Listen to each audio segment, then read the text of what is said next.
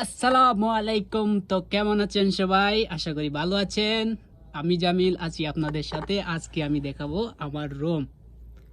তো এখানে এটা হচ্ছে আমাদের রুম। আমরা এক রুমে 7 জন থাকি। আর বর্তমানে দুইটা সিট খালি আছে। এটা খালি আছে আর এটাও খালি আছে। তো এটাতে চাচা থাকে। চাচা তো একটা ফালতু লোক, আসে 3টার দিকে 4টার দিকে। আর এটা হইলো আমার রাজমহল। এখানে আমি থাকি আর এখানে থাকি আরেকজন। আর এই যে আমার প্রিয় ভাই আল আমিন। তুমি কিছু বলবে? ওকে, তুমি টায়ার্ড আইনো। তো যারা বলেন যে আমি বিদেশে আসব, বিদেশে যাব, বিদেশ কত মজা, তো তাদের উদ্দেশ্য একটাই বলা যে আসেন, ঠিক আছে, সমস্যা না। কারণ ফ্যামিলিগত প্রবলেম সবারই থাকতে পারে, টাকা কামানোর জন্য সবাই বিদেশ আসে।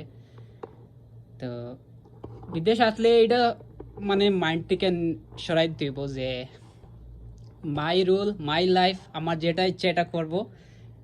বিদেশে এটা না, কিন্তু বিদেশ আসতে হলে তোমার মাইন্ড সব চেঞ্জ করতে হবে। যে অনেক সময় হয় কি, কোম্পানিতে কাজ হয় যে মুদিরে বলবে যে এটা করো ওইটা করো, তুমি করবে না, মাই রুল মাই অ্যাটিটিউড, আমি করব না। তো এইসব বাদ দিতে হবে। বিদেশে আসলে রান্না করতে হবে, কাম করতে হবে, অনেক মানুষের অনেক কথা শুনতে হবে। আর এই যে দেখেন, আমরা পাক শাক করে লাইছি, আমাদের ভাত তৈরি হয়ে গেছে। একটু পরে আমরা ভাত খেয়ে নেব। আর আমাদের কি এইগুলো হচ্ছে আমাদের পালং, রাজকীয় পালং, খাট।